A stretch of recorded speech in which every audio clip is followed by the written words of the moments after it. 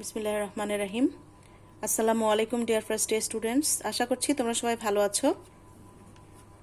আমরা গত ক্লাসে কিন্তু যে এক্সারসাইজ দিয়েছিলাম বা আমি দিয়েছিলাম তোমাদেরকে করার জন্য, সেই এক্সারসাইজগুলো দেখো ইউনিট 1-এর লেসন 3-র ভ্যালেন্টিনা তেরেস্কোভা এবং কল্পনা চাওলার উপরে যে আমরা পড়াটা শেষ করলাম লেসনটি, তার যে নাম্বার 7 এবং নাম্বার 8 আমি তোমাদেরকে হোমওয়ার্ক হিসেবে দিয়েছিলাম।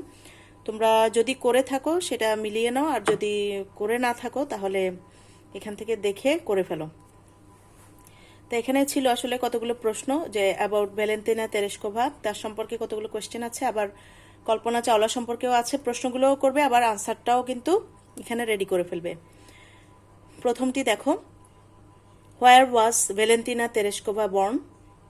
তাহলে তোমরা এটা আনসারটি লিখবে এভাবে যে Valentina Tereshkova was born in the village Meslenikovo, Tutaivsky district in the central Russia. Second question আছে, when was she selected as a cosmonaut? ওনাকে কসমোনট হিসেবে কখন নির্বাচিত করা হয়েছিল? তাহলে আনসারটি হবে she was selected as a cosmonaut on 16 February 1962. Number C, when did she make her first space flight? আনসারটি তোমরা এভাবে লিখবে, she made her, যেহেতু ডিড আছে আমরা মেকের পাস্ট ফর্ম করব, she made her first space flight on 16 June 1963. How old was she then? তখন তার বয়স কত ছিল? তাহলে আমরা লিখব she was then 26 years old. How did she feel in the spacecraft? তার কেমন লেগেছিল স্পেসক্রাফটে? She felt nausea and physical discomfort. তার বমি বমি ভাব এসেছিল এবং তার একটু অস্বস্তিকর অবস্থা হয়েছিল। Who did she talk to from the space? Space থেকে তিনি কার সাথে কথা বলেছিলেন? She talked to Bykovsky and the Soviet leader Khrushchev from the space. What does she want to do now? তিনি এখন কি করতে চান? She wants to fly to Mars now. তিনি এখন মঙ্গল গ্রহে যেতে চান। এবার আমরা দেখি কল্পনা চাওলা সম্পর্কে এই একই প্রশ্নের উত্তরে আমরা কি পাবো।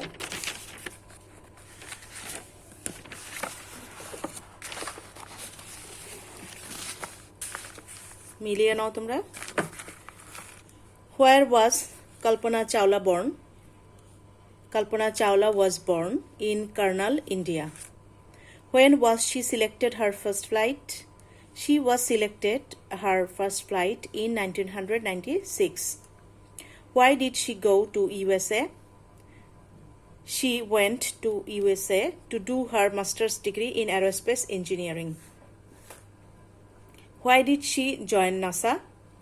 She joined NASA to become an astronaut. What happened in 1997? She went on her first space mission in 1997. How did she die? She died in a spaceship accident. What did she make? She made history. মানে এখানে বলা হচ্ছে যে তিনি আসলে কি তৈরি করেছেন, তিনি ইতিহাস তৈরি করেছেন। এবার লক্ষ্য করো এখানে, what do you think?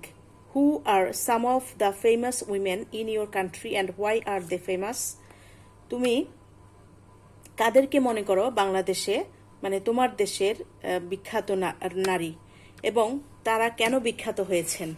আমরা এখানে একটু দেখছি, তোমরা কিন্তু আছে বেশ কিছু ব্যক্তিত্ব আমাদের দেশে আছেন, তাদের মধ্যে আমরা তো সবারটা উল্লেখ করতে পারবো না, এখানে মাত্র কয়েকজনেরটা আমরা উল্লেখ করতে পারছি। তো লক্ষ্য করো এখানে আছেন যেমন জাহানারা ইমাম। তোমরা যখন আনসারটি লিখবে তোমরা লিখতে পারো জাহানারা ইমাম, বেগম রোকেয়া, বেগম সুফিয়া কামাল, এরপরে ইরিন জাহান একজন আছেন। তো এরকম নামগুলো লেখার পরে তোমরা লিখবে আর some of the famous women in our country and, তারপরে বর্ণনা করে দেবে কিছু যে তারা কেন বিখ্যাত হয়েছেন। আসলে আমরা রাজনৈতিক ব্যক্তিত্ব নিয়ে আলোচনা না করে আমরা যারা এছাড়া আরও ব্যক্তিত্ব আছেন, রাজনৈতিক ব্যক্তিত্বদের মধ্যে তো অবশ্যই আমাদের প্রাইম মিনিস্টার আছেন, শেখ হাসিনা, তারপরে এর আগে প্রাক্তন প্রাইম মিনিস্টার যিনি ছিলেন বেগম খালেদা জিয়া, এরা আছেন। তাহলে এনাদের কথা আমরা এখানে আপাতত না বলি, কারণ ওনাদের সম্পর্কে আমরা অনেক জানি। এখন যাদেরকে নিয়ে আমরা সাধারণত আলোচনা করি না তাদের সম্পর্কে এখানে কিছু আমরা লিখতে পারি। তোমরা প্রাইম মিনিস্টার শেখ হাসিনাকে নিয়েও লিখতে পারবে, তারপরে চাইলে খালেদা জিয়াকেও লিখতে পারবে, সমস্যা নাই। এবার আসো জাহানারা ইমাম কে ছিলেন, আমরা ওনার সম্পর্কে একটু জানি। She was a writer and a political activist. She gave efforts to bring those accused of committing war crimes in the Liberation War to trial. She was known as শহীদ জননী। আসলে উনি শহীদ জননী হিসেবে বিখ্যাত ছিলেন। সাধারণত যারা রাজাকার ছিল উনি তো তাদেরকে চিনতেন, তো তাদের বিরুদ্ধে উনি সবসময় সোচ্চার ছিলেন তারা যেন শাস্তি পায়। তো তাদেরকে শাস্তির কাঠগড়ায় দাঁড় করানোর জন্য উনি তার যথাসাধ্য চেষ্টা করেছিলেন জাহানারা ইমাম। বেগম রোকেয়া আসো, বেগম রোকেয়ার সম্পর্কে আমরা শুনি নাই এমন কেউ নাই। She was a leading feminist writer, তিনি নারীবাদী একজন লেখক ছিলেন, and a social worker in the early 20th century, এবং 20 শতকের শুরুর দিকে তিনি একজন সমাজকর্মী ছিলেন। আমরা জানি যে নারী শিক্ষার ব্যাপারে কিন্তু ব্যাপক সোচ্চার ছিলেন তিনি, এবং তিনি স্কুল প্রতিষ্ঠাও করেছিলেন, আমরা এটা জানি। She wrote mostly for establishing gender equality, বৈষম্য নারীদের সাম্যতার ব্যাপারে তিনি যথেষ্ট পরিমাণে লেখালেখি করেছেন উৎসাহিত করার জন্য। এবার আসো বেগম সুফিয়া কামাল। বেগম সুফিয়া কামালের তো আমরা কবিতাও পড়েছি। She was a poet, freedom fighter and political activist. She took part in the Bengali nationalist movement of the 1950s and civil society leader in independent Bangladesh. She died in 1999 and was the first woman to be given a state funeral in Bangladesh. তার মৃত্যুতে বাংলাদেশের পক্ষ থেকে সরাসরি রাষ্ট্রীয় পর্যায়ে দাফনের ব্যবস্থা করা হয়েছিল। এবার আসো আমরা ইরিন জুবাইদা খান সম্পর্কে একটু পড়ে নিই। ইরিন জুবাইদা খানের সম্পর্কে তোমরা নেট সার্চ করলে কিন্তু পাবে। উনি আসলে আমাদের বাংলাদেশের গৌরব বলা যায়। Irin Zubaida Khan is a Bangladeshi lawyer appointed as of August 2020 to be the United Nations Special Rapporteur মানে দূত আর কি, for freedom of expression and opinion, মানে স্বাধীনভাবে তুমি যে মত প্রকাশ করতে পারবে, এই স্বাধীন মতামত দেওয়ার ক্ষেত্রে এবং মত প্রকাশের ক্ষেত্রে উনি দূত হিসেবে কাজ করেছেন, জাতিসংঘের এক বিশেষ দূত হিসেবে। The first women appointed to this mandate. Mandate মানে হচ্ছে অ্যান অফিসিয়াল অর্ডার, মানে ওনার ব্যাপারে অফিসিয়াল অর্ডার করা হয়েছিল সরকারি ও রাষ্ট্রীয় পর্যায় থেকে, যাতে তিনি এই ধরনের দায়িত্ব পালন করতে পারেন। She previously served as the 7th Secretary General of Amnesty International. তোমরা তো অবশ্যই জানো অ্যামনেস্টি ইন্টারন্যাশনাল সম্পর্কে।